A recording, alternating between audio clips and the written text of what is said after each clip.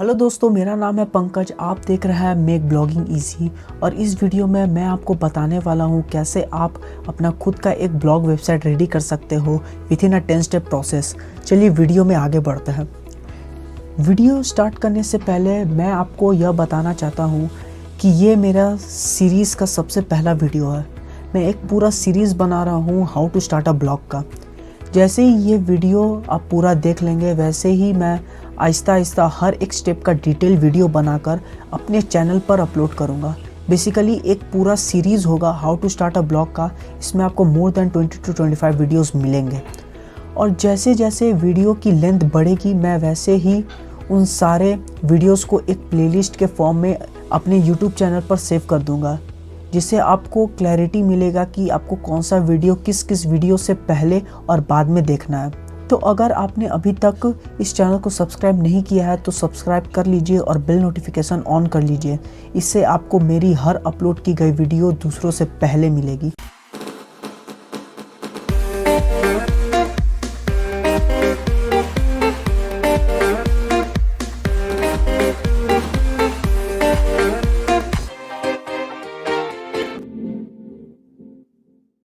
तो हम लोग डायरेक्टली स्टेप्स में जंप होने से पहले मैं आज की वीडियो में क्या क्या कवर करने वाला हूँ वो देख लेते हैं। तो सबसे पहला है इंट्रोडक्शन।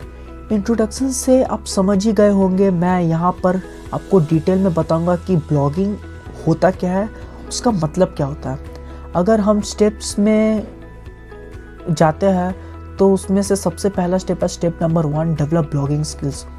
अगर आप एक ब्लॉग वेबसाइट स्टार्ट करना चाहते हो तो आपको सबसे पहले काम करना पड़ेगा, आपको अपने ब्लॉगिंग को डेवलप करना पड़ेगा। इस चीज़ को भी मैं आगे वीडियोस में कवर करूँगा। हमारा दूसरा स्टेप है पिक अ ब्लॉग नीश। अपने ब्लॉग वेबसाइट स्टार्ट करने का तो सोच लिया, लेकिन अगर आपके पास नीश नहीं है तो आप ब्लॉग वेबसाइट स्टार्ट कैसे करोगे, तो उसको भी मैं कवर करूँगा। स्टेप 3 है सेलेक्ट अ गुड प्लेटफॉर्म। अगर आपने नीश भी सेलेक्ट कर लिया, आपके पास ब्लॉगिंग स्किल्स भी डेवलप हो गए, तो आप ब्लॉग वेबसाइट स्टार्ट किस पे करोगे, मतलब आप ब्लॉग वेबसाइट बनाओगे कहाँ पे और आप अपना कंटेंट लिख के पब्लिश करोगे किधर, तो मैं वो भी कवर करूँगा। स्टेप 4 है pick a domain and choose a web hosting. Step 5 है set up your blog website. Step 6 है create important pages for your website. Step 7 है build a social community. Step 8 है build a content strategy. Step 9 है write your first blog post and step 10 और सबसे important monetise your blog website. ऐसे कर करके मैं सारे स्टेप्स का ओवरव्यू दूंगा और इन हर स्टेप का अलग से एक डिटेल वीडियो भी होगा। तो चलिए शुरू से शुरुआत करते हैं। तो जो हमारा सबसे पहला टॉपिक है जो हम कवर करने वाले हैं वो है इंट्रोडक्शन, मतलब ब्लॉगिंग एक्चुअली में होता क्या है। तो मैं आपके लिए एक डेफिनेशन बनाया हूँ। मैं पहले उस डेफिनेशन को पढ़ता हूँ, उसके बाद आपको समझाऊंगा कि ब्लॉगिंग होता क्या है। Blogging means a person writing content and publishing it through out the internet so that people would get useful information from the blog content. It is generally sharing your views on a particular topic. तो इस definition से आपको at least 40% तो समझ में आ गया होगा blogging क्या है। ये एक ऐसा प्रोसेस है जहाँ पर लोग खुद से एक कंटेंट लिखते हैं और उसे इंटरनेट में पब्लिश करते हैं, जिससे लोगों को एक यूज़फुल इंफॉर्मेशन मिले through a blog content. Basically ये एक तरीका है अपने व्यूज़ को शेयर करने का किसी पर्टिकुलर टॉपिक पर। अगर एक एग्जांपल लेकर समझे तो मान लो मैं एक ब्लॉगर हूँ और मैं ब्लॉगिंग करता हूँ ट्रैवल ब्लॉग्स पर। तो ये बहुत ही अच्छा सोर्स है लोगों के लिए यूज़फुल इंफॉर्मेशन गैदर करना, ग्रैब करना थ्रू ब्लॉग कंटेंट। और एक्चुअली मैं ट्रैवल ब्लॉग्स में अपना खुद का व्यू शेयर कर रहा हूँ उस पर्टिकुलर टॉपिक पर। जैसे मान लीजिए मैं दिल्ली घूम के आया और उस पर मैंने ब्लॉग लिखा, तो मैं अपना पॉइंट ऑफ व्यू शेयर कर रहा हूँ कि मुझे दिल्ली में क्या पसंद आया, क्या नहीं आया। तो मैं एक पर्टिकुलर अपना एक्सपीरियंस शेयर कर रहा हूँ थ्रू अ रिटन कंटेंट और ब्लॉग। यही होता है एक्चुअल मीनिंग ऑफ ब्लॉगिंग। आशा करता हूँ कि आपको ब्लॉगिंग का मतलब समझ में आया होगा। तो हम लोग बढ़ते हैं अपने पहले स्टेप में। लेकिन अगर आपको अभी तक ब्लॉगिंग का मतलब नहीं समझ में आया है तो आप कमेंट कर सकते हैं बिलो, और आप कोई भी क्वेरी पूछ सकते हैं, मैं उसका रिप्लाई ज़रूर दूंगा। तो अगर आपको कुछ नहीं समझ में आया अभी तक तो आप मुझे कमेंट कर सकते हैं। तो हमारा जो सबसे पहला स्टेप है वो है step number 1, develop blogging skills. अगर आपने डिसाइड कर लिया कि आपको ब्लॉगिंग करना है तो ये ज़रूरी नहीं है कि आप ब्लॉगिंग सीख गए, या एटलीस्ट 5 से 6 महीने लगेंगे आपको एक अच्छा ब्लॉगिंग स्किल्स को डेवलप करने में। अगर मैं एक बिगनर की बात करूँ तो उसे भी ब्लॉगिंग को अच्छे से समझने में, स्किल्स को डेवलप करने में एटलीस्ट 6 महीने तो लगेंगे ही लगेंगे। तो मैं अपने एक्सपीरियंस से, ब्लॉगिंग की जर्नी से यह 5 बातें सीखा हूँ और ये मैं आपको अभी शेयर करने वाला हूँ। तो उसमें से जो मैंने सीखा था, तो सबसे पहला चीज़ है गुड कंटेंट राइटिंग स्किल्स। आप इस 4 वर्ड को देख के समझ गए होंगे कि मैं क्या कहना चाहता हूँ। अगर आपके पास एक अच्छा राइटिंग स्किल्स है, अगर आप लोगों को अपने कंटेंट के अंदर इंगेज कर पा रहे हो, तो यह बहुत ही अच्छा सिग्नल है कि आप ब्लॉगिंग के करियर में अच्छी ग्रोथ पा सकते हो। क्योंकि कंटेंट राइटिंग स्किल एक ऐसा खूबी है जो कि एक ब्लॉगिंग में सबसे ज़्यादा इम्पोर्टेंट है, मतलब वो एक बेस है। अगर आपका यह चीज़ स्ट्रॉन्ग है तो आप एटलीस्ट एक अच्छा कंटेंट लिख सकते हैं और लोगों के अटेंशन को ग्रैब कर सकते हैं। दूसरा है हाई लेवल ऑफ क्रिएटिविटी। आप जानते हैं विदाउट क्रिएटिविटी लोग ब्लॉगिंग में अच्छा परफॉर्म नहीं कर पाते। अगर आप एक कंटेंट लिख रहे हैं, उस ब्लॉग का कंटेंट मार्केटिंग कर रहे हैं, और अगर आपके पास क्रिएटिविटी है तो आप ब्लॉगिंग फील्ड में अच्छे से परफॉर्म कर सकते हैं। तीसरा, basic knowledge of SEO and online marketing skills. Blogging एक ऑनलाइन मार्केटिंग का पार्ट है, और अगर आपके पास बेसिक नॉलेज है, वैसे एसईओ होता है सर्च इंजन ऑप्टिमाइजेशन, इसको मैं आगे की वीडियो में कवर करूँगा। मार्केटिंग तो आपको पता ही है, आपके पास इन दोनों का नॉलेज होना ज़रूरी है। ये बेसिक नॉलेज होना बहुत ज़्यादा ज़रूरी है, क्योंकि कंटेंट अगर आप लिख रहे हैं तो उसको एसईओ फ्रेंडली होना बहुत ज़रूरी है। मैं अभी कवर करूँगा एसईओ क्या होता है। तो और अगर आप उसका ऑनलाइन मार्केटिंग अच्छा कर सकते हो तो ये बहुत ही बढ़िया बात है। अगर मैं एसईओ की बात करूँ तो एसईओ का मतलब होता है सर्च इंजन ऑप्टिमाइजेशन। अगर मैं इस टॉपिक को एग्जांपल से समझाऊँ तो मान लो अगर मैंने एक पोस्ट लिखा और उसे पब्लिश किया, जैसे best place to visit in Delhi, तो अगर कोई भी पर्सन उसे गूगल में सर्च करता है जैसे best place to visit in Delhi, तो अगर आपका कंटेंट अगर विजिटर के क्वेरी या सर्च के साथ मैच करता है तो सर्च इंजन आपके ब्लॉग को उसके रिजल्ट पे शो करता है। तो एसईओ ऑप्टिमाइज तभी होगा जब आप गूगल के सर्च इंजन के अकॉर्डिंग उस कंटेंट को लिखेंगे। अगर उनका सर्च इंजन क्रॉलर आपके वेबसाइट को अच्छी तरह से क्रॉल कर लेता है, आपके पोस्ट को अच्छी तरह से क्रॉल कर लेता है, तो वो आपका रिजल्ट को शो करेगा। तो उसके लिए आपको अपना ऑन पेज एसईओ, मतलब विथ इन पोस्ट, आपको बढ़िया से एसईओ ऑप्टिमाइज करना पड़ेगा, जो कि मैं आगे के स्टेप्स में कवर करूँगा। नेक्स्ट है detail knowledge of your blogging नीश।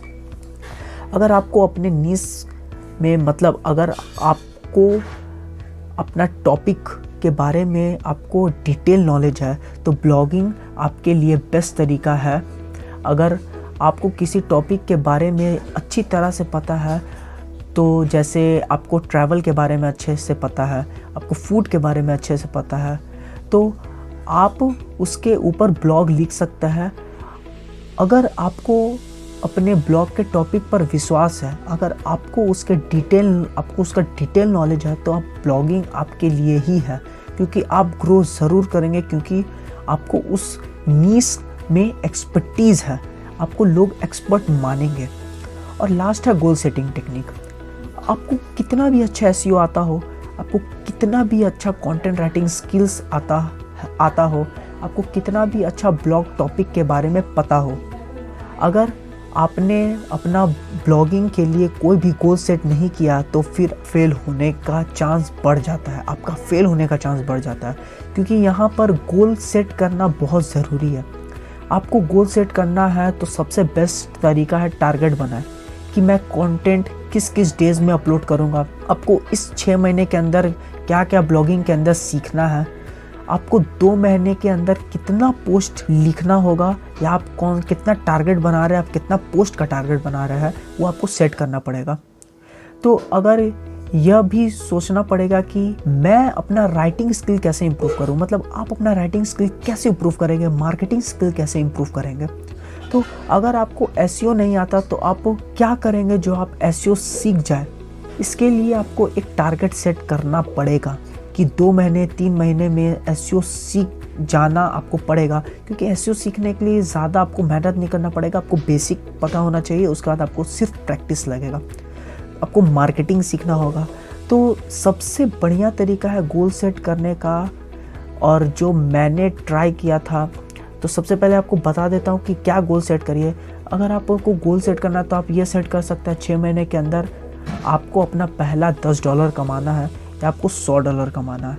एक गोल सेटिंग टेक्निक का यूज़ करना पड़ेगा, तभी आप ब्लॉगिंग में आगे बढ़ पाएंगे। वैसे ही मैं भी अपने गोल सेट किया था कि मैं 6 से 8 महीने के अंदर अपना पहला $10 कमाऊंगा, और वैसा ही हुआ। मैंने दिसंबर 2019 में स्टार्ट किया था और मैं अपना पहला $10 सितंबर 9, 2020 को कमाया था। तो आपको ऐसा गोल सेट करना पड़ेगा, तभी आप ब्लॉगिंग में आगे बढ़ पाएंगे, अब ग्रोथ ले पाएंगे। इसी के साथ आपका पहला स्टेप कंप्लीट होता है, तो हम लोग बढ़ते हैं नेक्स्ट स्टेप में। जो हमारा नेक्स्ट स्टेप है वो है step number 2, pick a blog niche. अगर मैं इसको सबसे इम्पोर्टेंट पार्ट मानूँ ब्लॉगिंग का, तो यह गलत नहीं होगा, क्योंकि अगर आपको ब्लॉगिंग करना है तो सबसे पहले आपको अपनी नीश डिसाइड करनी पड़ेगी। मतलब आपको अपना टॉपिक चूज़ करना पड़ेगा जिस पे आप ब्लॉग लिखेंगे। मेरे पास 2 सजेशन है जब भी आप ब्लॉग का टॉपिक सेलेक्ट करेंगे। तो सबसे पहला है, आपको अपने नीश के बारे में पूरा डिटेल नॉलेज होनी ही चाहिए। ये ऐसा नहीं होना चाहिए कि आप एक ऐसा टॉपिक या एक ऐसा नीश चूज़ कर लिए जो कि बहुत ज़्यादा हार्ड हो उसका कंटेंट बनाने में। इवन आप ऐसा नीश भी मत चुन लीजिएगा जिसके बारे में आपको कुछ पता ही ना हो, ज़ीरो नॉलेज हो।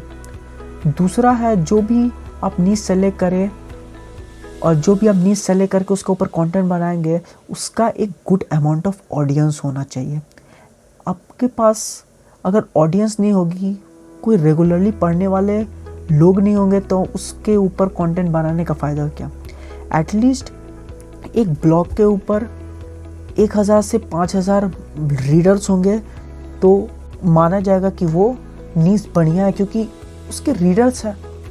ऐसे ही करके अगर मैं कुछ न्यूज़ ब्लॉग वेबसाइट का नाम लूँ, जैसे साउथ मिलॉट जो ब्लॉगिंग और इंटरनेट मार्केटिंग के ऊपर है, सर्च इंजन जर्नल जो डेडिकेटेड एसईओ के ऊपर है, सर्च इंजन ऑप्टिमाइजेशन के ऊपर है, हबस्पॉट जो कि ऑनलाइन मार्केटिंग और मार्केटिंग सॉफ्टवेयर्स के ऊपर है। तो ये सारे वेबसाइट एक डायरेक्टली एक नीश के अंदर बिलोंग करते हैं।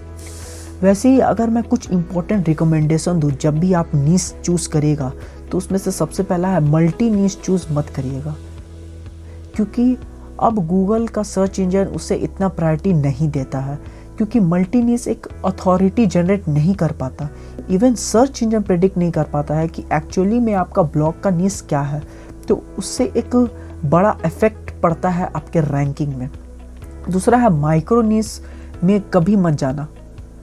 क्यों ये बोल रहा हूँ, क्योंकि अगर आपको एक एग्जांपल देकर समझाओ, जैसे अगर आप सिर्फ ब्लॉग लिख रहे हो, जैसे बिजनेस में फंड रेजिंग कैसे करेंगे, तो ये एक माइक्रो नीश ब्लॉग हुआ, एक माइक्रो नीश टॉपिक हुआ। अगर यह एक नीश मैं अगर आप बोलूँ कि बिजनेस में फंड रेजिंग क्या है, तो वो एक नीश का सब डिवीज़न है। मोर ओवर आपके पास एक तरीके से लिमिटेड कंटेंट रह जाएगा, क्योंकि फंड रेजिंग सिर्फ एक छोटा टॉपिक है पूरे बिजनेस एनवायरनमेंट का। तीसरा पॉइंट देख लीजिए, लेकिन माइक्रो नीश एक बेस्ट सोर्स है अपने ब्लॉग को जल्दी रैंक कराने का, क्योंकि आपका वेबसाइट टोटली माइक्रो नीश टॉपिक पे बेस्ड होगी, तो गूगल उसको एक अथॉरिटेटिव वेबसाइट मानेगा और जल्दी रैंक भी करेगा। लेकिन ये सिर्फ रैंक करने का सिर्फ एक फैक्टर है, जबकि आपके पोस्ट की ranking factor more than 200 plus है। अगर गूगल आपके साइट को, आपके पोस्ट को रैंक करेगा, तो वो 200 फैक्टर्स के ऊपर डिपेंड होगा। आपका एक फैक्टर से आपका पोस्ट रैंक नहीं होता है। साथ में उसके लिए आपको एक डीप एनालिसिस भी होना चाहिए आपको एक डीप एनालिसिस भी करना पड़ेगा अपने माइक्रो निश टॉपिक का, क्योंकि वो एक बार रैंक तो हो जाएगा, लेकिन अगर उसका कंटेंट लिमिटेड हुआ तो आप लॉन्ग टर्म गेन नहीं ले पाएंगे। इसी के साथ हमारा दूसरा स्टेप ख़त्म होता है, तो अब हम लोग बढ़ते हैं तीसरे स्टेप में। हमारा नेक्स्ट स्टेप है वो है step number 3, select a good platform. अगर आपने नीश सेलेक्ट कर लिया तो उसके बाद सबसे इम्पॉर्टेंट स्टेप आता है एक बेस्ट प्लेटफॉर्म डिसाइड करना, जहाँ पे आप अपना ब्लॉग वेबसाइट शुरू करिएगा और अपना ब्लॉग कंटेंट पब्लिश करेगा। तो बेसिकली 2 CMS प्लेटफॉर्म है। CMS का फुल फॉर्म होता है कंटेंट मैनेजमेंट सिस्टम, मतलब एक ऐसा सिस्टम, एक ऐसा प्लेटफॉर्म जहाँ पे आप अपना कंटेंट मैनेज कर सकते हैं। तो बेसिकली ब्लॉगिंग में 2 सबसे पॉपुलर और वाइडली यूज प्लेटफॉर्म्स, एक तो है वर्डप्रेस और दूसरा है ब्लॉगर। वर्डप्रेस एक सेल्फ होस्टेड प्लेटफॉर्म है जहाँ पे आपको खुद से एक डोमेन नेम और होस्टिंग परचेस करनी पड़ेगी। आप डोमेन और होस्टिंग की चिंता बिल्कुल मत करिए, क्योंकि मैं इसके ऊपर भी एक कंप्लीट गाइड, एक कंप्लीट वीडियो बनाऊंगा जहाँ पे मैं आपको बताऊंगा आप कैसे डोमेन नेम और होस्टिंग ले सकते हैं। दूसरा है ब्लॉगर। ये गूगल का खुद का प्रोडक्ट है जो कि एक सिंपल CMS प्लेटफॉर्म है। वहाँ पे आपको ज़्यादा एक्सपोजर नहीं मिलता ब्लॉगिंग का, और अगर मैं डायरेक्टली बोलूँ तो वो एक ऐसा प्लेटफॉर्म है जहाँ पे आपको सिर्फ कंटेंट लिखना होगा और पब्लिश करना होगा एंड नथिंग एल्स, जबकि ब्लॉगिंग एक बहुत बड़ा वाइडर स्कोप है। अगर आप सोच रहे हो कि वर्डप्रेस में जाना ज़्यादा अच्छा होगा, तो ये मैं बता देता हूँ कि वो आपका बेस्ट डिसीज़न होगा, क्योंकि वो आपको एक्सपोजर देता है, लेकिन वो एक सेल्फ होस्टेड ब्लॉग है। तो आपको एक मिनिमम 1400 to 2000 रुपीज़ का स्मॉल इन्वेस्टमेंट करना पड़ेगा, जो कि बहुत ही कम है। तब आप वर्डप्रेस में ब्लॉग स्टार्ट कर सकते हैं। उससे पहले मैं आपको बता दूं कि आपको वर्डप्रेस क्यों चूज़ करना चाहिए। तो सबसे पहला तो उसका जो प्लगइन है वो आउटस्टैंडिंग है। उसका जो वर्डप्रेस में आपको जो प्लगइन्स मिलता है वो आपकी ब्लॉगिंग जर्नी को काफ़ी इजी बना देगा। दूसरा है आपको कुछ ऐसे SEO टूल्स मिलेंगे जो कि एक्चुअली में प्लगइन्स होंगे, वो एक प्लगइन्स ही होंगे, लेकिन वो आपके वेबसाइट के SEO करने में और SEO ऑप्टिमाइज़ करने में आपको बहुत ही ज़्यादा मदद करेंगे। मैंने खुद एक्सपीरियंस किया है और बहुत ही अच्छे से समझा है कि वो SEO टूल्स बहुत ही ज़्यादा मदद करते हैं। साथ में आपको एक well design easy to use dashboard मिलेगा, जिसको आप बहुत ईजिली कंट्रोल कर सकते हैं अपने वेबसाइट को थ्रू बैकएंड। वर्डप्रेस वेबसाइट बनाने के लिए जो आपको सबसे इम्पॉर्टेंट रिसोर्सेस लगेंगे वो है, सबसे पहले आपको एक डोमेन लगेगा, आपको डोमेन लेना पड़ेगा। दूसरा आपको एक होस्टिंग परचेस करना पड़ेगा। उसके बाद अगर मैं ब्लॉगर में आता हूँ, अगर मैं ब्लॉगर की बात करूँ तो ब्लॉगर प्लेटफॉर्म को मैं रिकमेंड करता हूँ, गेन करने में मदद करता है। अगर आपको ब्लॉगिंग के बारे में कुछ नहीं पता, अगर आपको लिखना भी नहीं आता, तो आप ब्लॉगर पे जाके ब्लॉगिंग सीख सकते हैं, मतलब राइटिंग सीख सकते हैं। लेकिन फिर भी मैं ब्लॉगर को रिकमेंड नहीं करता। ब्लॉगर प्लेटफॉर्म को रिकमेंड इसलिए नहीं करता क्योंकि उसमें कोई प्लगइन्स नहीं है। वो आपके काम को हार्ड बना देंगे, क्योंकि आपको हर काम करने के लिए आपको HTML कोड्स लगाने पड़ेंगे। दूसरा है कि उसका बहुत ही इजी टू यूज़ डैशबोर्ड है। मैंने जैसे बोला कि ब्लॉगर एक सिंपल प्लेटफॉर्म है, तो सिंपल डैशबोर्ड भी होगा, उसमें ज़्यादा कुछ है भी नहीं। और तीसरा और सबसे बड़ा प्रॉब्लम यह है कि आपको वहाँ पे एक्सेसिव यूज़ करना पड़ेगा HTML कोड्स का। अगर आप नॉन कोडर होंगे, अगर आपको कोडिंग के बारे में कुछ नहीं पता होगा, तो वो सबसे ज़्यादा प्रॉब्लमेटिक होगा, क्योंकि आपको उस समय आपको कोड्स को ठीक करना होगा। तो आपको या तो यूट्यूब या तो गूगल पे जाके आपको सल्यूशन ढूंढना पड़ेगा। तो इसी के साथ मुझे जहाँ तक लगता है आपको समझ में आया होगा कि वर्डप्रेस ज़्यादा बढ़िया या ब्लॉगर। अगर अभी भी आपको थोड़ा बहुत डाउट है कि मेरे पास पैसे नहीं है, ब्लॉगर पे जाएंगे या वर्डप्रेस पे जाएंगे, तो आप मुझे कमेंट करिए बिलो, तो मैं आपको सजेस्ट करूँगा पर्सनली कि आपको क्या करना चाहिए, क्या नहीं करना चाहिए। तो चलिए वीडियो में आगे बढ़ते हैं।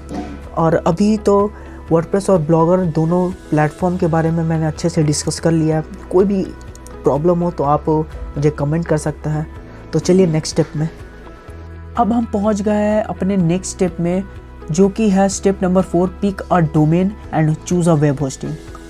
अगर मैं इसे बहुत ही सिंपल भाषा में समझाऊं तो डोमेन होता है आपके वेबसाइट का नाम एंड होस्टिंग होता है आपके वेबसाइट कहाँ पे होस्ट कर रहे हो। अगर इसको और सिंप्लीफाई करूँ तो अगर आप एक शॉप है, आपकी एक शॉप है, अगर आप एक शॉप खोल रहे हो तो शॉप का नेम हुआ आपका डोमेन एंड आपकी साइट कहाँ पे एग्जिस्ट करती है, मतलब आपकी शॉप कहाँ पे प्लेस्ड है, उसको कहते हैं होस्टिंग। जब मैं इसका डिटेल वीडियो लाऊंगा तो आप इस टॉपिक को अच्छे से समझ सकते हैं। अगर एक ओवरव्यू दूं तो आप जब भी डोमेन लोगे तो हमेशा आप GTLD डोमेन लेना, मतलब जेनरिक टॉप लेवल डोमेन। मतलब अगर मैं जेनरिक टॉप लेवल डोमेन का एग्जांपल दूं तो .com, .org, इससे आप पूरे वर्ल्ड के ऑडियंस को टारगेट कर सकता है। इसका फ़ायदा यह है, आप चाहे तो CTLD भी ले सकता है, country code top level domain, जो .in होता है, .au होता है, लेकिन वो आपको अगर आपको एक स्पेसिफिक रीजन को टारगेट करना है, जैसे ऑस्ट्रेलिया को टारगेट करना है तो आपको AU लगेगा, आपको इंडिया को टारगेट करना है तो आपको .in लगेगा, तो आप ऐसा भी कर सकते हो। लेकिन मेरी माने तो आप .com लीजिए तो ज़्यादा बढ़िया होगा, तब आप वर्ल्ड ऑडियंस को टारगेट कर सकते हैं। वैसे ही अगर आप होस्टिंग ले रहे हैं तो आपको इन 5 बातों का ध्यान रखना पड़ेगा। सबसे पहला सिक्योरिटी सॉल्यूशन, ना ही सिक्योरिटी आपके होस्टिंग प्रोवाइडर का बल्कि आपका सिक्योरिटी। अगर आपका होस्टिंग प्रोवाइडर का सिक्योरिटी बहुत ही अच्छा है, अगर वो अपने सर्वर्स को अच्छे तरह से मेंटेन करता है, उसे हैक प्रूफ बनाता है, तो वो अच्छा होस्टिंग माना जाएगा। एक एफिशिएंट परफॉर्मिंग होस्टिंग होना चाहिए। ऐसा नहीं कि उसका बहुत ही ज़्यादा अपटाइम कम है, उसका सर्वर लोड कम है, वो सर्वर हैंडल नहीं कर सकता, उतना स्पीड ले नहीं सकता, उतना यूज़र को, अगर आपके साइट में यूज़र बहुत ज़्यादा आ रहा है तो वो लोड नहीं ले पा रहा है। तो अगर ये एफिशिएंट नहीं होगा तो आपका होस्टिंग ख़राब है। इसीलिए आपको ये भी चेक करना पड़ेगा कि आपका होस्टिंग कितना अच्छा परफॉर्म कर रहा है। आपको एक एडिक्वेट वेब स्पेस होना चाहिए जहाँ पे आप अपने वेबसाइट के सारे फाइल्स को स्टोर कर सके। और बैंडविड्थ होता है आपका कितना डेटा ट्रांसफ़र लिमिट है। आप जब भी डेटा ट्रांसफ़र करेंगे, आपके वेबसाइट से जब भी रिक्वेस्ट जाएगा, कोई भी आपके वेबसाइट में रिक्वेस्ट करेगा तो उसका जो डेटा ट्रांसफ़र का समय होता है तो वो कुछ KBs या MBs में कटता है। तो जो भी वो होगा वो आपको मिलेगा। मतलब अगर मैं बोलूँ होस्टिंगर आपको 100 GB का बैंडविड्थ देता है, मतलब 1 साल के अंदर आप सिर्फ 100 GB का डेटा ट्रांसफ़र कर सकते हो। तो ये वहाँ पे ऑप्शन मिलता है। तो बहुत जगह अनलिमिटेड भी होता है होस्टिंगर के, कुछ थोड़े से अच्छे प्लान में आपको अनलिमिटेड मिलता है, वेब स्पेस भी और बैंडविड्थ भी। उसी के साथ easy to use control panel होना चाहिए। जैसे आपके वर्डप्रेस का कंट्रोल पैनल है, आपका पूरा डैशबोर्ड है, वैसे ही एक होस्टिंग का भी डैशबोर्ड होता है। तो मैं मोस्ट पॉपुलर अगर डैशबोर्ड बताऊं, आपका कंट्रोल पैनल बताऊं, तो ये होता है H पैनल जो डेडिकेटेड होता है होस्टिंगर का, और एक होता है C पैनल जो आपके होस्टगेटर, ब्लू होस्ट, इन सब के पास होता है। तो अगर आपके पास एक अच्छा कंट्रोल पैनल है, easy to use control panel है, तो आप इसे यूज़ कर सकते हो। इसी के साथ अगर आपका कस्टमर सपोर्ट बहुत ही एडवांस है, जैसे मान लो अगर आपका कस्टमर सपोर्ट ख़राब है, अगर मैं एक एग्जांपल से समझाऊँ, अगर आपका कोई टेक्निकल प्रॉब्लम आ गया आपके वेबसाइट में और आपको एक टेक्निकल सपोर्ट चाहिए, तो आपका कस्टमर सपोर्ट कितना बढ़िया है, उस होस्टिंग प्रोवाइडर का कस्टमर सपोर्ट कितना बढ़िया है, तो आप कैसे पता लगाएगा? अगर आपका वो क्वेरी 2 घंटे 3 घंटे के अंदर सॉल्व कर देता है या आपको रिप्लाई करता है, तो आप मान सकते कि वो अच्छा कस्टमर सपोर्ट दे रहा है। अगर वो एडवांस होगा, एकदम ज़्यादा एडवांस होगा, तो वो आपको फट से आपको रिप्लाई कर देगा या आपको सल्यूशन कर देगा 1 घंटे के अंदर। तो आपको ये बातें याद रखनी है। यह है स्टेप नंबर 4। इसी के साथ हमारा स्टेप नंबर 4 ख़त्म होता है। अगर आपको अभी भी कोई डाउट है तो आप हमसे पूछ सकते हैं। तो हमने अभी तक स्टेप नंबर 4 कंप्लीट कर दिया है, लेकिन अगर आपको अभी भी होस्टिंग और डोमेन में दिक्कत हो रही है समझने में, तब मुझे कमेंट कर सकते हैं नीचे, मैं आपको रिप्लाई करूंगा। या आप हमारे सोशल मीडिया हैंडल्स पे जाके भी अपना सवाल पूछ सकते हो और कोई भी सवाल का जवाब ले सकते हो। तो आप फटाफट जाइए और हम अपना क्वेरी हमारे सोशल मीडिया हैंडल्स पे डालिए और ज़रूर फॉलो भी कर लीजिएगा। तो बढ़ते हैं हम लोग अपने नेक्स्ट स्टेप में। जो हमारा नेक्स्ट स्टेप है वो है step number 5, setup your blog website. ये पूरा सीरीज़ का सबसे लेंदी प्रोसेस होगा, क्योंकि ब्लॉग वेबसाइट सेटअप करना काफ़ी लेंदी प्रोसेस है। तो अगर मैं इसका ओवरव्यू दे दूं कि जब आप ब्लॉग वेबसाइट सेटअप करेंगे तो आपको वर्डप्रेस पे क्या सेटअप प्रोसीजर लगेगा और ब्लॉगर प्लेटफॉर्म पे आपको कौन सा सेटअप का प्रोसीजर लगेगा। तो अगर मैं वर्डप्रेस की बात करूँ तो आपको सबसे पहले अपना वेबसाइट को ऐड करना पड़ेगा अपने होस्टिंग अकाउंट से। देन आपको वर्डप्रेस इंस्टॉल करना पड़ेगा अपने होस्टिंग अकाउंट पे। देन आपको कुछ प्लगइन्स इंस्टॉल करने पड़ेंगे। आप चिंता मत करिएगा, मैं आपको कुछ प्लगइन्स रिकमेंड करूँगा जो आपके लिए सबसे ज़्यादा ज़रूरी होंगे, और उन हर प्लगइन्स का एक डेडिकेटेड वीडियो भी लाऊंगा। तो आप चैनल सब्सक्राइब कर लीजिएगा कि आपको नोटिफिकेशन फटाफट मिल जाए। अगर हम नेक्स्ट में जाएंगे तो आपको देखने को मिलेगा आप कैसे सर्च कंसोल और गूगल एनालिटिक्स अकाउंट क्रिएट करेंगे अपने वेबसाइट का। इसके बारे में भी एक डिटेल वीडियो होगा, तो आप फॉलो करते रहिएगा हमें, जिससे आपको इस वीडियो का भी नोटिफिकेशन मिले। उसके बाद आपको आखिरी पॉइंट है, आपको थीम कस्टमाइज़ करना पड़ेगा अपने वर्डप्रेस के लिए, अपने वर्डप्रेस वेबसाइट के लिए। तो ये 5 हुआ आपके वर्डप्रेस के लिए, वर्डप्रेस के वेबसाइट को सेटअप करने के लिए। जो हमारा नेक्स्ट है वो है ब्लॉगर पे आप कैसे करेगा। अब ब्लॉगर प्लेटफॉर्म पे अपना कौन सा प्रोसीजर है जिससे आप अपना ब्लॉग वेबसाइट क्रिएट कर सकते हो। सबसे पहले आपको एक ब्लॉग क्रिएट करना पड़ेगा blogger.com पे। उसके बाद कुछ वाइटल सेटिंग्स है जो आपको ब्लॉगर में ही मिल जाएगा। फिर आपको सर्च कंसोल और गूगल एनालिटिक्स का अकाउंट बनाना पड़ेगा, और लास्टली आपको एक थीम इंस्टॉल करके उसे कस्टमाइज़ करना पड़ेगा। तो ये काफ़ी इजी प्रोसेस है, इसका भी एक डेडिकेटेड वीडियो होगा। अब जैसा कि आप अभी देख रहे होंगे स्क्रीन पे, मैं यहाँ पे कुछ इंपॉर्टेंट प्लगइन्स को मेंशन किया हूँ। एक्सेलरेटेड मोबाइल पेजेस, यहाँ पे जेटपैक, फिर Ninja Forms, Rank Math SEO, Sucuri security, फिर स्मस। तो ये सब जो भी प्लगइन्स है, ये सारे प्लगइन्स का एक डेडिकेटेड वीडियो होगा, जिससे आपको पता चलेगा कि इन सारे प्लगइन्स को कैसे सेटअप किया जाता है, क्योंकि ये सबसे ज़्यादा इंपॉर्टेंट प्लगइन्स है। आपको ये 14 प्लगइन्स मैंडेटरी है, ये 14-15 प्लगइन्स मैंडेटरी आपके वेबसाइट में होनी चाहिए एक अच्छा परफॉर्म करने के लिए, आपका वेबसाइट परफॉर्म करने के लिए। तो अगर आपने चैनल को सब्सक्राइब नहीं किया तो आप फटाफट कर लीजिए, क्योंकि इन सारे वीडियोस का नोटिफिकेशन फिर आपको नहीं आएगा। और अगर आप सब्सक्राइब कर लिए होंगे और तब भी आपको नोटिफिकेशन नहीं मिला होगा, तो आप हमारे सोशल मीडिया हैंडल्स को फॉलो कर लीजिए, जिससे आपको अपडेट मिल जाएगा हमारे सोशल मीडिया से कि हमारा नया वीडियो आ चुका है। तो जल्दी से सब्सक्राइब कीजिए और फॉलो भी कर लीजिए हमारे सोशल मीडिया पे। तो इसी के साथ हमारा स्टेप नंबर 5 कंप्लीट होता है। तो अब हम लोग बढ़ते हैं स्टेप नंबर 6 पे। जो हमारा नेक्स्ट स्टेप है वो है step number 6, create pages for your website.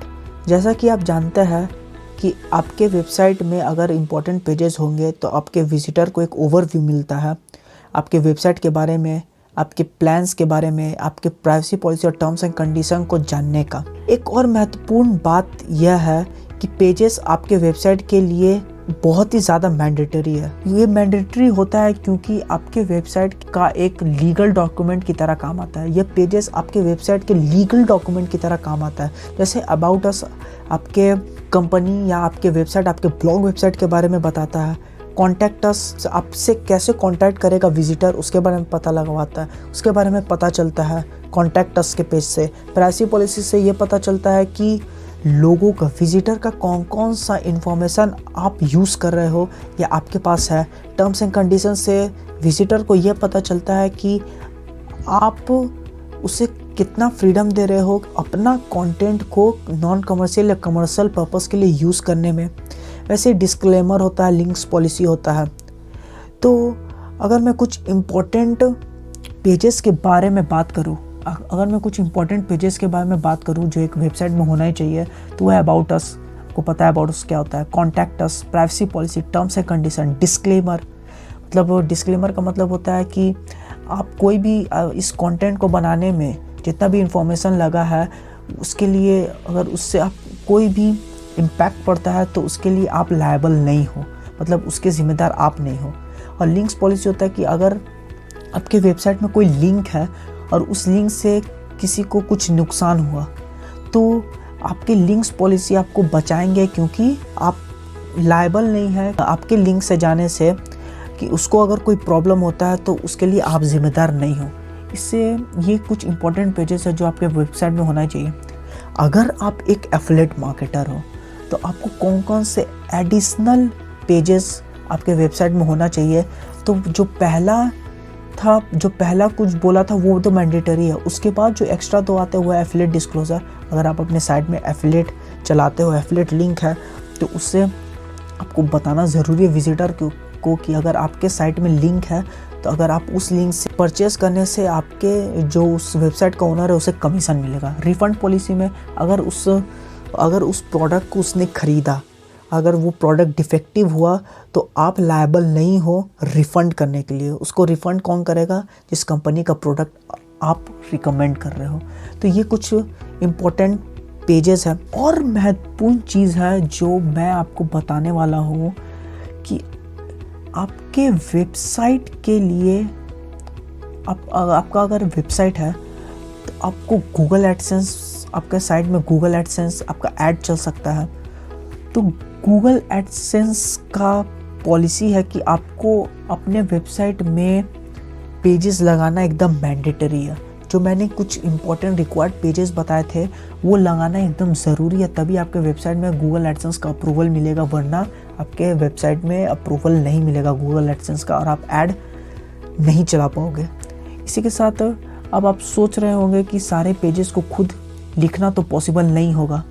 आप सोच रहे होंगे कि प्राइवेसी पॉलिसी कैसे लिखूँ, टर्म्स एंड कंडीशन कैसे लिखूँ, डिस्क्लेमर कैसे लिखूँ। तो आप टेंशन मत लीजिए, जब मैं स्टेप नंबर 6 का एक डेडिकेटेड वीडियो लाऊंगा तो मैं उसके डिस्क्रिप्शन में उन सारे टूल्स का लिंक दे दूंगा जिससे आप disclaimer, about us, contact us, privacy policy का पेज बना सकते हो। इसी के साथ हमारा स्टेप नंबर 6 भी कंप्लीट होता है। तो अब हम बढ़ते हैं अपने नेक्स्ट स्टेप में। तो हमारा जो नेक्स्ट स्टेप है वो है बिल्ड अ सोशल कम्युनिटी। जैसा कि आपको पता है, सोशल मीडिया एक ऐसा प्लेटफॉर्म है जहां से आप मिलियंस ऑफ ट्रैफिक जनरेट कर सकते हो, और वो भी जेन्युइन विजिटर्स। सोशल मीडिया आपकी ब्रांड वैल्यू बढ़ाता है, क्रेडिबिलिटी बढ़ाता है, आपका ब्रांड अवेयरनेस बढ़ाता है, कि साथ में विजिटर की रीच बढ़ाता है, आपके वेबसाइट में रिटर्निंग विजिटर्स ज़्यादा लाता है सोशल मीडिया। और तो इससे आपको समझ में आ रहा है कि सोशल मीडिया एक पावरफुल सोर्स है ट्रैफिक जनरेट करने का और अपने ब्रांड को आगे बढ़ाने का। इसके सोशल मीडिया पे अगर आप एक्टिव होंगे, अगर आपका वेबसाइट सोशल मीडिया पे होगा, आपका ग्रुप होगा सोशल मीडिया पे, तो इससे के क्या फ़ायदे हैं? तो सबसे पहला तो ये आपके सोशल मीडिया के फॉलोअर्स बढ़ाता है। दूसरा, आप कोई भी प्रोडक्ट का रिव्यू कर रहे हैं, जैसे मैं अगर अमेज़ॉन का कोई प्रोडक्ट का रिव्यू कर रहा हूँ और मैं उस प्रोडक्ट में एक्सपर्ट हूँ, तो लोग उस प्रोडक्ट को ख़रीदेंगे, मेरा कन्वर्जन बढ़ेगा, क्योंकि सोशल मीडिया एक ऐसा प्लेटफॉर्म है जहाँ पे आप सारे इन्स एंड आउट देख सकते हैं। आप एक ब्लॉग वेबसाइट में जाएंगे तो आपको उतना खास समझ में नहीं आएगा जितना आप सोशल मीडिया पे जाके समझ पाओगे।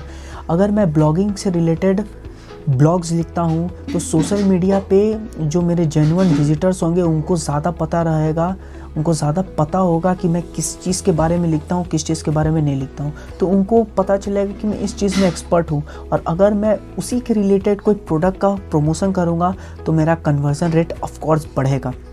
इसी के साथ आपका एसईओ स्कोर अच्छा होगा। एसईओ स्कोर बोलूँ तो आपका सर्च इंजन ऑप्टिमाइजेशन ज़्यादा बढ़िया होगा। आपको पता है सर्च इंजन हर वेबसाइट को क्रॉल करते हैं।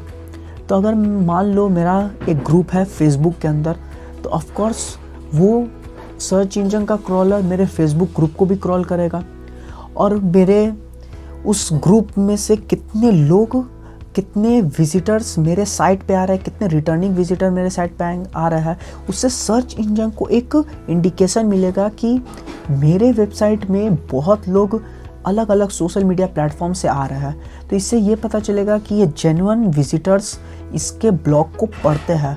तो ये आपका एक एसईओ को बूस्ट करने में मदद करता है।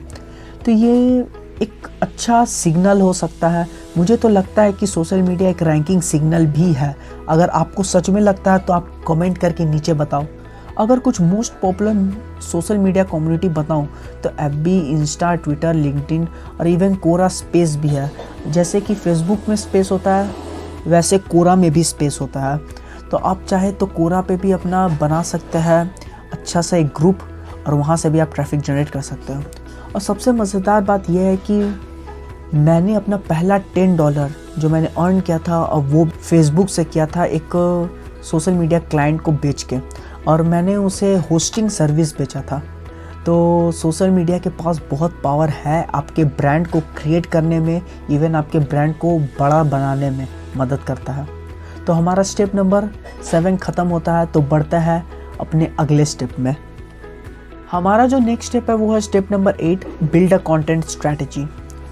इस स्टेप को अगर मैं बैकबोन कहूँ पूरे ब्लॉग वेबसाइट का तो गलत नहीं होगा, क्योंकि आपके पूरे ब्लॉग में सबसे इम्पोर्टेंट होता है आपका कंटेंट स्ट्रैटेजी।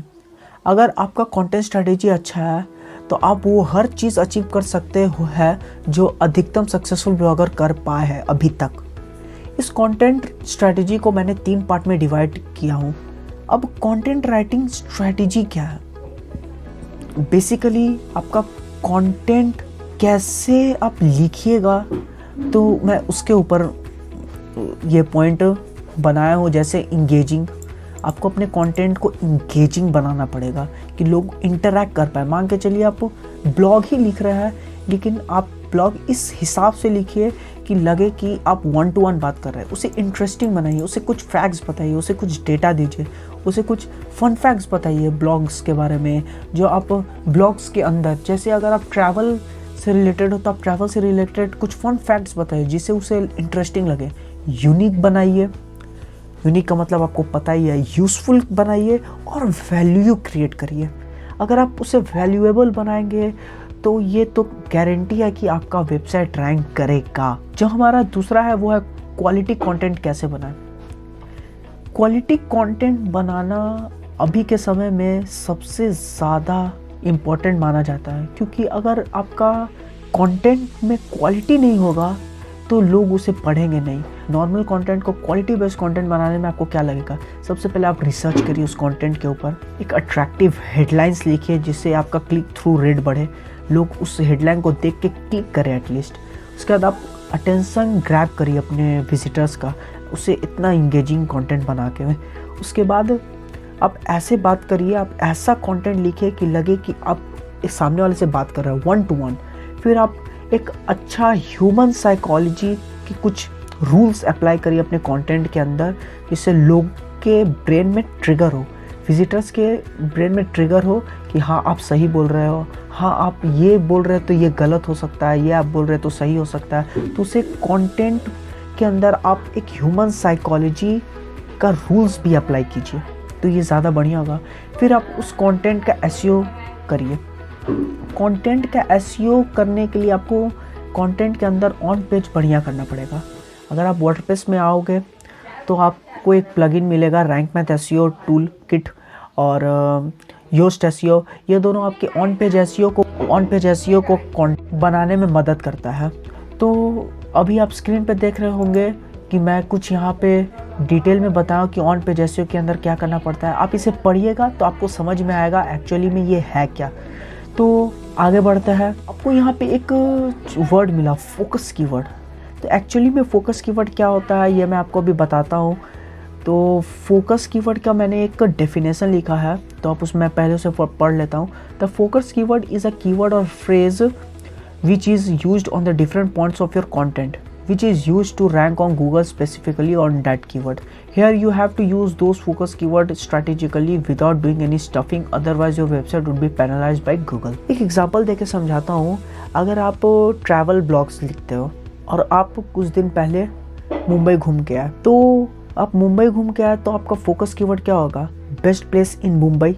मैं एग्जांपल दे रहा हूँ, बेस्ट प्लेस इन मुंबई अगर आपका फोकस कीवर्ड हुआ तो आपको स्ट्रैटेजिकली पुट करना होगा इस कीवर्ड को डिफरेंट पॉइंट्स ऑफ कंटेंट के अंदर, अपने ब्लॉग के अंदर, कि सर्च इंजन जब आपके वेबसाइट को क्रॉल करे तब उसे वो कीवर्ड्स दिखे और उससे एक इंडिकेशन मिले कि हाँ ये content best places in Mumbai के रिलेटेड है। तो वो विजिटर को उसी हिसाब से रिजल्ट पेजेस में शो करेगा।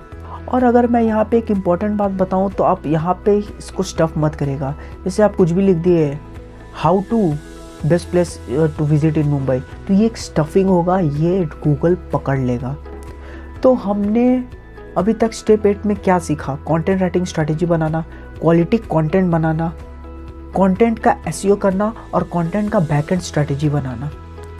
तो हमने अभी तक स्टेप 8 कंप्लीट कर लिया है। और अगर अभी तक इस वीडियो को देख रहे हो तो इसके लिए मैं आपको थैंक यू कहता हूँ, क्योंकि इस वीडियो को बनाने में बहुत मेहनत लगी है। अगर आपने अभी तक इस चैनल को सब्सक्राइब नहीं किया तो फटाफट सब्सक्राइब कर ले और बेल नोटिफिकेशन ऑन कर लीजिए। तो बढ़ता है हम लोग नेक्स्ट स्टेप में। हमारा जो अगला स्टेप है वो है step number 9, right your first blog post. ये 9वां स्टेप बहुत ही अलग होगा। ये मैं इसलिए कह रहा हूँ क्योंकि अधिकतम लोग अपना पहला ब्लॉग में कोई अच्छा सा नया कंटेंट लिख देता है। जैसे अगर मैं कोई क्रिकेट के लाइफस्टाइल से रिलेटेड ब्लॉग लिख रहा हूँ तो मैं सबसे पहला ही ब्लॉग लिख दूंगा विराट कोहली के लाइफस्टाइल के बारे में। लेकिन मिस्टेक है, वो मिस्टेक इसलिए होता है क्योंकि हम लोग अवेयर नहीं होते इस बारे में, जबकि हमें सबसे पहले अपना चैनल का या अपना यूट्यूब चैनल का या अपने ब्लॉग वेबसाइट का सबसे पहले एक इंट्रोडक्टरी ब्लॉग या इंट्रोडक्टरी वीडियो बनाना बहुत ज़्यादा ज़रूरी है। मैंने ये गलती 3 बार दोहराई है, तब जाके मुझे पता चला कि एक इंट्रोडक्टरी वीडियो बनाना भी ज़रूरी है। एक्चुअली में हम लोग जब ब्लॉग वेबसाइट स्टार्ट करते हैं तो हमारे सबसे पहला ब्लॉग हमारे खुद के बारे में और हमारे इंट्रोडक्शन होना चाहिए। हमारा इंट्रोडक्शन होना चाहिए कि हम कौन है, हम क्या करते हैं, हमने ये ब्लॉग क्यों स्टार्ट किया। विजिटर को ये अवेयर कराना बहुत ज़्यादा ज़रूरी है कि उनके टॉपिक से रिलेटेड कोई नया बंदे ने वेबसाइट चालू की है। जैसे मैं ब्लॉगिंग करता हूँ और मैंने अपनी इंट्रोडक्टरी वीडियो बनाई, इससे ब्लॉगिंग से रिलेटेड सारे विजिटर को ये अवेयरनेस मिल जाएगा कि एक नई वेबसाइट आई है मेक ब्लॉगिंग ईजी, जो एक पूरा डिटेल ब्लॉगिंग के बारे में बताती है। तो डायरेक्टली पॉइंट पे आऊँ तो आपको एग्जैक्ट कैसे अपने फर्स्ट ब्लॉग पोस्ट को रिप्रेजेंट करना है। Reveal who are you, reveal करिए आप कौन है।